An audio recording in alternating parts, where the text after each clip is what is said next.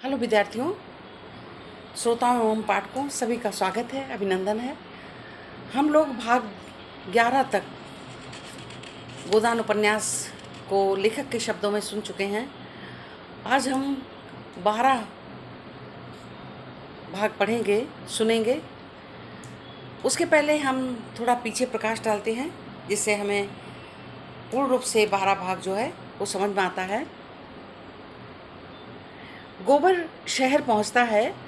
11वें भाग का कहानी इस प्रकार से थी कि गोबर शहर पहुंचता है और वह उस मालिक के यहाँ मजदूर बनकर जाता है जहाँ वह कबड्डी करा रहे होते हैं, और कबड्डी के लिए जितने मजदूर मजदूरी के लिए अड्डे पर खड़े होते हैं सबको वह ले जाते हैं। इसमें अधिकतर बूढ़े होते हैं, कमज़ोर व्यक्ति होते हैं जिनको मजदूरी में कोई ले नहीं जाता है, वो होते हैं। और सभी को 6-6 आने देने का तय होता है और सभी खेल ले जाते हैं। सब खुश होकर पहुंचते हैं तो वहाँ पता चलता है उनको कबड्डी खेलना है। सभी प्रसन्न थे। कबड्डी देखने वालों में राय साहब और उनकी पूरी मंडली भी वहाँ पर थी। कबड्डी में खेलने में मिर्ज़ा और राय साहब भी खेलते हैं। दोनों में खेल शुरू होता है, दोनों पालियों में, और अंत में मेहता जी जीतते हैं। खेल समाप्त होता है तो दोनों दोस्त नहा धोकर आते हैं। अब मिर्ज़ा जो हैं मेहता को छेड़ते हुए कहते हैं, मेहता जी शादी कब होगी? मेहता चौंक जाते हैं, कहते हैं किससे शादी और किससे शादी और किसकी शादी की बात कर रहे हो? तो मिर्ज़ा कहते हैं मिस मालती आपकी कंपेनियन बन के रहेंगी।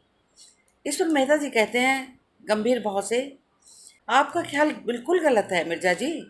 जिस मालती की आप बात कर रहे हैं वह बहुत सुंदर हैं, सर्वगुण संपन्न हैं, किंतु हमें अपनी पत्नी में जो चाहिए, जो मैं देखना चाहता हूँ, वह पत्नी के नाम पर उनमें कुछ नहीं है। उनके साथ ऐश, विवाह के पूर्व ऐशो आराम तो किया जा सकता है मस्ती तफरी के लिए, लेकिन पत्नी के रूप में मैं उनको स्वीकार नहीं कर सकता। तब मिर्ज़ा कहते हैं ऐसी औरत जैसी आप बता रहे हैं, ऐसी अगर औरत मुझे मिल जाए तो मैं भी शादी कर लूँ। मेहता जी बोलते हैं चलिए तो मैं देखता हूँ और आप भी देखते रहिए, कभी ना कभी मिल ही जाएंगी। इस तरह से कहानी आगे बढ़ती है। तो चलिए लेखक के शब्दों में हम सुनते हैं। खुर्शीद ने दाढ़ी पर हाथ फेरते हुए जैसे कोई भूली हुई बात याद करके कहा, आपका ख्याल बहुत ठीक है मिस्टर मेहता। ऐसी औरत अगर कहीं मिल जाए तो मैं भी शादी कर लूँ, लेकिन मुझे उम्मीद नहीं है कि मिले। मेहता ने हंसकर कहा, आप भी तलाश में रहिए और मैं भी तलाश में हूँ, शायद कभी तकदीर जागे। मगर मिस मालती आपको छोड़ने वाली नहीं, कहिए लिख दूँ। ऐसी औरतों से मैं केवल मनोरंजन कर सकता हूँ, ब्याह नहीं। ब्याह तो आत्मसमर्पण है। अगर ब्याह आत्मसमर्पण है तो प्रेम क्या है? प्रेम जब आत्मसमर्पण का रूप लेता है तभी ब्याह है, इसके पहले अय्याशी है। मेहता ने कपड़े पहने और विदा हो गए। शाम हो गई। मिर्जा ने जाकर देखा तो गोबर अभी तक पेड़ों में को सींच रहा था। मिर्जा ने प्रसन्न होकर कहा, जाओ अब तुम्हारी छुट्टी, कल फिर आओगे? गोबर ने कातर भाव से कहा, मैं कहीं नौकरी करना चाहता हूँ मालिक। नौकरी करना है तो हम तुम्हें रख लेंगे। कितना मिलेगा हुजूर? जितना तू मांगे। मैं क्या मांगूँ, आप जो दे देंगे। हम तुम्हें 15 रुपये देंगे और खूब कस कर काम लेंगे। गोबर मेहनत से नहीं डरता, उसे रुपए मिले तो 8 पहर काम करने को तैयार। 15 रुपये मिले तो क्या पूछना, वह तो प्राण भी दे देगा। बोला, मेरे लिए कोठरी मिल जाए, वहीं पड़ा रहूँगा। हाँ हाँ, जगह का इंतजाम भी कर दूंगा। इस झोपड़ी में एक किनारे तुम भी पड़े रहना। गोबर को जैसे स्वर्ग मिल गया। होरी की फसल सारी की सारी डांड में भेंट हो चुकी थी। बैसाख जो किसी तरह कटा, मगर जेठ लगते लगते घर में अनाज का एक दाना न रहा। 5-5 पेट खाने वाले घर में अनाज नदारत। दोनों जून ना मिले तो 1 जून तो मिलना ही चाहिए। भरपेट ना मिले तो आधा पेट मिले। निराहार कोई कै दिन रह सकता था। उधार ले तो किससे? गांव के छोटे बड़े महाजनों से तो मुंह चुराना पड़ता है। मजूरी भी करें तो किसकी? जेठ में अपना ही काम ढेरों है। ऊँख की सिंचाई लगी हुई थी, लेकिन खाली पेट मेहनत भी कैसे हो। सांझ हो गई थी, छोटा बच्चा रो रहा था। माँ को भोजन ना मिले तो दूध कहाँ से निकले। सोना परिस्थिति समझती थी, मगर रूपा क्या समझे। बार बार रोटी रोटी चिल्ला रही। दिन भर की कच्ची अम्मियों से जी भला, मगर अब कोई ठोस चीज चाहिए। बोरी दुलारी सामान से अनाज उधार मांगने गया था, पर दुकान बंद करके बैठ चली गई। मंगरू शाह ने केवल इनकार ही ना किया, लताड़ भी दी। उधार मांगने चले हैं, 3 साल में धेरा सूद नहीं दिया, उस पर उधार दिए जाओ। अब आकबत में देंगे। खोटी नियत हो जाती है तो यही हाल होता है। भगवान से भी अनीति नहीं देखी जाती। कारकुन की डांट पड़ी तो कैसे चुपके से रुपए उगल दिए। मेरे रुपए ही नहीं हैं और मेहरिया, उसकी मिजाज ही नहीं मिलता। वहां से रुआसा होकर उदास बैठा था। पुन्नी आग लेने गई, रसोई के द्वार पर जाकर देखा अंधेरा पड़ा हुआ था। बोली, आज रोटी नहीं बना रही हो क्या भाभी जी? अब तो बेला हो गई। जब से गोबर भागा था, पुन्नी और धनिया में बोलचाल हो गई थी। पुन्नी होरी के एहसान भी मानने लगी थी। हीरा को अब गालियां देती थी। हत्यारा, गौ हत्या करके भागा, मुंह में कालिक लगी है, घर कैसे आए? आए भी तो अंदर पाँव न रखने दूं। गौ हत्या करते हुए लाज भी ना आई। बहुत अच्छा होता पुलिस बांध कर ले जाती, चक्की पिसवाती। धनिया कोई बहाना ना कर सकी। बोली, रोटी कहाँ से बने, घर में दाना तो है नहीं। तेरे महतो ने बिरादरी का पेट भर दिया। बाल बच्चे मरे या जिए, अब बिरादरी झांकती तक नहीं। पुनिया की फसल अच्छी हुई थी, स्वीकारती थी। यह होरी का पुरुषार्थ है। हीरा के साथ कभी इतनी बरकत ना हुई थी। बोली, अनाज मेरे घर से क्यों नहीं मंगवा लिया? वह भी तो महतो ही की कमाई है और किसी और की। सुख के दिन आए तो लड़ लेना, दुख के साथ रोने से ही कटता है। मैं क्या ऐसी अंधी हूँ, आदमी का दिल नहीं पहचानती? महतो ने संभाला ना होता तो आज मुझे कहाँ शरण मिलती। वह उल्टे पांव लौटी और सोना के को भी साथ लेती गई। एक क्षण में 2 डल्ले अनाज से भर लाए, आंगन में रख दिए। 2 मन से कम जौ न था। धनिया अभी कुछ कहने ना पाई थी कि वह फिर चल दी। एक क्षण में एक बड़ी सी टोकरी अरहर की दाल भरी हुई लाकर दी और बोली, चलो मैं आग जला देती हूँ। धनिया ने देखा तो जौ के ऊपर एक छोटी सी डलिया 4-5 सेर आटा था। आज जीवन में पहली बार वह परास्त हुई थी। आंखों में प्रेम और कृतज्ञता के मोती भरकर बोली, सबका सब उठा लाई हो, घर में कुछ छोड़ा? कहीं भागा जाता था? आंगन में बच्चा खटोले पर पड़ा रो रहा था। पुनिया बच्चे में गोद लेकर दुलाती हुई बोली, तुम्हारी दया से अभी बहुत है भाभी जी। 15 मन तो जौ हुआ और 10 मन गेहूँ, 5 मन मटर। तुमसे क्या छिपाना, दोनों घरों का काम चल जाएगा। 2-3 महीने में फिर मकई हो जाएगी, आगे भगवान मालिक है। जुनिया ने आकर आंचल से छोटी सास के चरण छुए। पुनिया ने आशीष दिया। सोना आगे जलाने लगी। रूपा ने पानी के लिए कलसा उठाया। रुकी हुई गाड़ी चल निकली। जल में अवरोध के कारण जो चक्कर था, फेन था, शोर था, गति की तीव्रता थी, वह अवरोध हट जाने से शांत मधुर ध्वनि के साथ धीमी एक रसधार बहने लगी। पुनिया बोली, महतो को दाड़ देने की ऐसी जल्दी क्या पड़ी थी? धनिया ने कहा, बिरादरी की सुरखरू कैसे होते? भाभी, बुरा मानो ना मानो तो एक बात कहूँ। कहे, बुरा क्यों मानूंगी? ना कहूंगी, कहीं तुम बिगड़ने लगो तो? कहती हूँ कुछ ना बोलूंगी, कह दो। तुम्हें जुनिया को घर में रखना ना चाहिए था। तब क्या करती? डूब मरती। मेरे घर में रख देती, तब तो कोई कुछ ना कहता। या तो तू आज कहती है, उस दिन भेज देती तो झाड़ू लेकर दौड़ती। इतने खर्च में तो गोबर का ब्याह हो जाता। होनहार का कौन टाल सकता पगली? अभी इतने में गला नहीं छूटा है। बोला, अब अपनी गाय के दाम मांग रहा है। तब तो गाय दी थी कि मेरी सगाई ठीक हो जाएगी, कर दो, मेरी सगाई ठीक कर दो। अब कहता है मुझे सगाई नहीं करनी, मेरे रुपए लो दे दो। उसके दोनों बेटे लाठी लिए फिरते हैं, हमारे कौन बैठा है जो उससे लड़े? इस सत्यानाशी गाय ने आकर घर को चौपट कर दिया। कुछ और बातें करके पुनिया आग लेकर चली गई।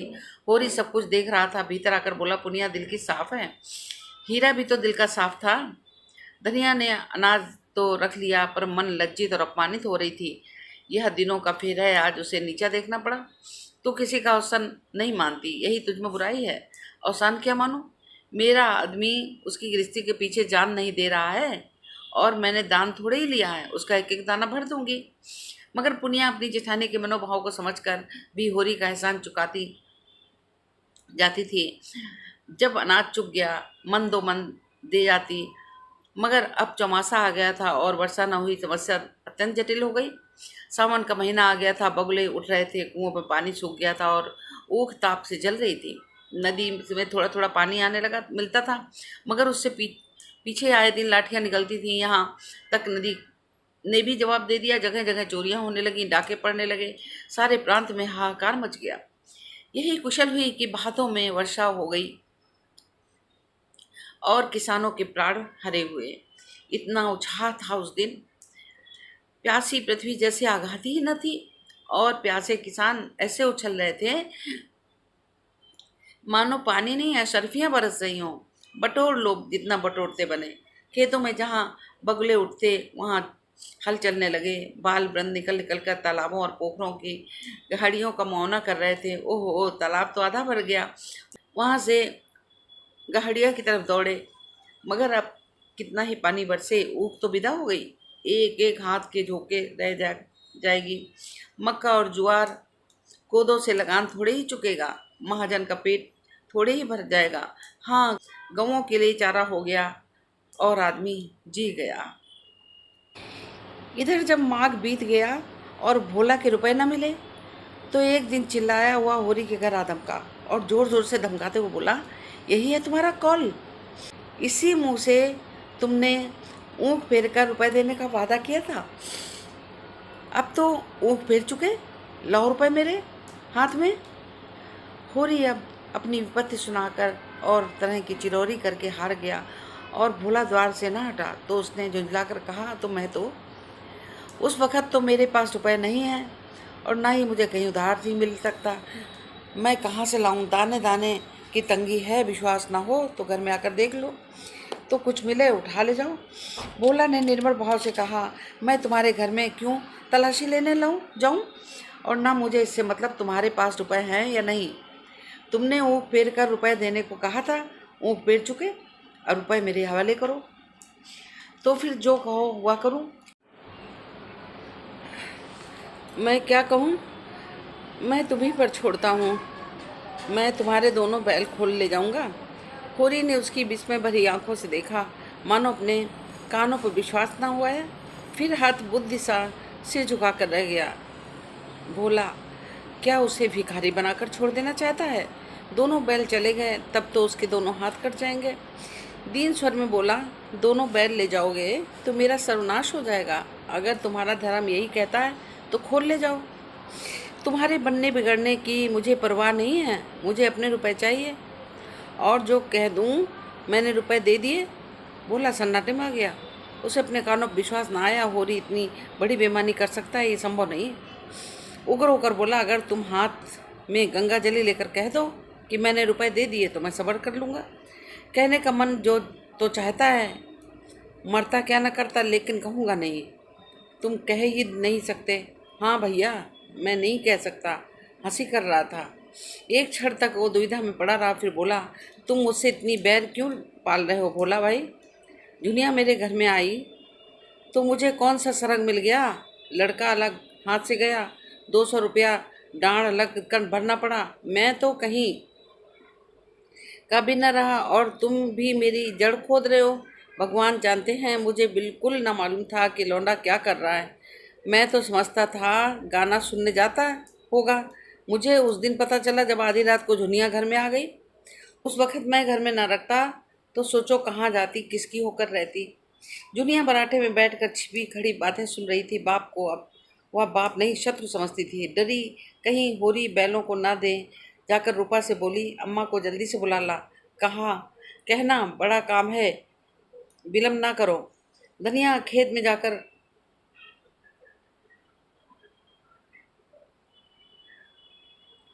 धनिया खेत में गोबर फेंकने गई थी। बहू का संदेश सुनाकर बोली, काहे बुलाया बहू?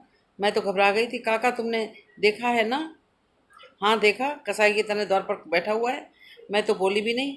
हमारे बैल मांग रहा है दादा से। धनिया के पेट में आते भीतर सिमट गई। दोनों बैल मांग रहे हैं। हाँ, कहते हैं या तो तुम रुपए दो या हम दोनों बैल खोल ले जाएंगे। तेरे दादा ने क्या कहा? उन्होंने कहा तुम्हारा धर्म कहता हो तो खोल ले जाओ। तो खोल ले जाए, लेकिन इसी द्वार पर आकर भीख ना मांगे तो मेरे नाम पे थूक देना। हमारी लहू से उसकी छाती जुड़ाती है तो जुड़ा ले। वह इसी तैश में आकर होरी से बोली, मैं तो दोनों बैल मांग रहे तो क्यों न नहीं देते? उनका पेट भरे। हमारे भगवान मालिक हैं, हमारे हाथ नहीं काट लेंगे। अब तक अपनी मजूरी करते थे, अब दूसरों की मजूरी करेंगे। भगवान की मर्जी होगी तो फिर बैल बंधिए हो जाएंगे और मजूरी ही करते रहेंगे। तो कौन बुराई है? बूढ़े सूखे पोत लगान का बोझ न रहेगा। मैं न जानती थी कि हमारे बैरी हैं नहीं, तो गाय लेकर अपने सिर पर बत्ती क्यों लेती? इस निगोड़ी का पौरा जिस दिन से आया घर तहस नहस हो गया है। भोला ने अब तक जिस शस्त्र को छिपा रखा था, अब उसे निकालने का अवसर आ गया। उसे विश्वास हो गया कि बैलों के सिवा इन सबों के पास कोई अवलंब नहीं है। बैलों को बचाने के लिए ये लोग सब कुछ करने को तैयार हो जाएंगे। अच्छे निशानेबाज की तरह भोला मन को साध कर बोला, अगर तुम चाहते हो कि हमारी बेइज्जती हो और तुम चैन से बैठो तो ये ना होगा। तुम अपने 100-200 को रोते हो, यहाँ लाख रुपए की आबरू बिगड़ गई। तुम्हारी कुशल इसी में है कि जैसे जुनिया को घर में रखा है वैसे ही घर से निकाल दो। फिर ना हम बैल मांगेंगे और ना गाय का दाम लेंगे। उसने हमारी नाक कटवाई है तो मैं भी उसे ठोकरें खाते देखना चाहता हूँ। वह यहाँ की रानी बनी बैठी रहे और हम मुंह में कालिक लगाए अपने नाम को रोते रहें। ये नहीं देख सकता। वह मेरी बेटी है, मैंने उसे गोद में खिलाया और भगवान साक्षी है, मैंने उसे कभी बेटों से कम नहीं समझा। लेकिन आज उसे भीख मांगते और धूर में दाने चुनते देखकर मेरी छाती शीतल हो जाएगी। जब बाप होकर मैंने अपना हृदय इतना कठोर बना लिया, तब सोचो मेरे दिल पर कितनी बड़ी चोट लगी होगी। इस मुंहजली ने 7 पुस्त का नाम डुबो दिया। तुम उसे घर में रखे हो, यह मेरी छाती पर मूंग दलना नहीं और क्या है? धनिया ने जैसे पत्थर की लकीर खींचते हुए कहा, तुम्हें तो मेरी भी सुन लो। जो बात तुम चाहते हो वो ना होगी, 100 जन्म में ना होगी। दुनिया हमारे जान के साथ में है। तुम बैल ही तो ले जाने को कहते हो, ले जाओ। अगर इससे तुम्हारी कटी हुई नाक जुड़ती है तो जोड़ लो, पुरखों की आबरू बचती है तो बचा लो। दुनिया ने बुराई जरूर है। जिस दिन उसने मेरे घर में पाँव रखा मैं झाड़ू लेकर मारने को उठी थी, लेकिन जब उसकी आंखों में झरझर आंसू बहने लगे तो मुझे उस पर दया आ गई। तुम अब बूढ़े हो गए हो, मैं तो, पर आज भी तुम्हें सगाई की धुन सवार है। फिर वह तो अभी बच्ची है। भोला ने अपील भरी आंखों से होरी को देखा। सुनते हो होरी इसकी बातें? अब मेरा दोष नहीं, मैं बिना बैल लिए न जाऊंगा। होरी ने दृढ़ता से कहा, ले जाओ, फिर रोना मत कि बैल खोल ले गए। नहीं रोऊंगा। भोला बैलों की पगैयाँ खोल ही रहा था कि जुनिया चकतियोंदार साड़ी पहने बच्चे को गोद में लिए बाहर निकल आई और कंपित स्वर में बोली, काका लो, मैं इस घर से निकल जाती हूँ जैसे तुम्हारी मनोकामना है। इसी तरह भीख मांगकर अपना और अपने बच्चे का पेट पाल लूंगी। जब भीख भी न मिलेगी तो कहीं डूब मरूंगी। बोला खिसिया कर बोला, दूर हो मेरे सामने से, भगवान न करे मुझे फिर तेरा मुंह देखना पड़े। कुलच्छनी कुल कलंकिनी कहीं की, अब तेरे लिए डूब मरना ही उचित है। जुनिया ने उसकी ओर ताका नहीं और उस पर क्रोध भी नहीं किया। जो अपने को खा जाना चाहता है, जिसमें हिंसा नहीं है, आत्मसमर्पण है। धरती इस वक्त मुंह खोलकर उसे निकल भी लेती तो भी कितना धन्य है। उसने आगे कदम उठाया। वह 2 कदम भी ना गई थी कि धनिया दौड़कर उसे पकड़ लिया और हिंसा भरे स्नेह से बोली, तू कहाँ जाती है बहू? चल घर में, यह घर तेरा है। हमारे जीते जी और हमारे मरने के पीछे भी डूब मरे वो जिसे अपनी संतान से बैर हो। इस भले आदमी को मुंह से ऐसी बातें कहते लाज नहीं आती। मुझ पर धौंस जमाता है नीच। ले जा बैल को, रखत पी। जुनिया रोती हुई बोली, अम्मा जब अपना बाप होके मुझे धिक्कार रहा है तो मुझे डूब मरने दो। मुझे अभाग्नि के कारण तुम्हें दुख ही मिला है। जब से आई हूँ तुम्हारे घर की मिट्टी मिल गई है। तुमने कितने दिन से मुझे जिस प्रेम से रखा, माँ भी ना रख दी। भगवान मुझे फिर जन्म दे तो तुम्हारी कोख से दे, यही मेरी अभिलाषा है। धनिया उसको अपनी ओर खींचती हुई बोली, ये तेरा बाप नहीं, तेरा बैरी है, हत्यारा। माँ होती तो अलबत्ते उसे कलंक होता। ला सगाई मेरिया जूतों से ना पीटे तो कहना। जुनिया सास के पीछे पीछे चली गई। उधर भोला जाकर बैलों को खूंटों से खोला और हाँकता हुआ चला, जैसे किसी नेवते में जाकर पूरियों के बदले जूते पड़े हों। अब करो खेती और बजाओ बंसी। मेरा अपमान करना चाहते हैं, सब न जाने कब बैर निकालना है। नहीं तो ऐसी लड़की को कौन भला आदमी अपने घर रखेगा। सबके सब बेरहम बेशरम हैं। लौंडे का कहीं ब्याह ना होता था, इसी से हुआ इस रांड जुनिया को ढिठाई देखो कि आकर मेरे सामने खड़ी हो गई। दूसरी लड़की होती तो मुंह ना दिखाती।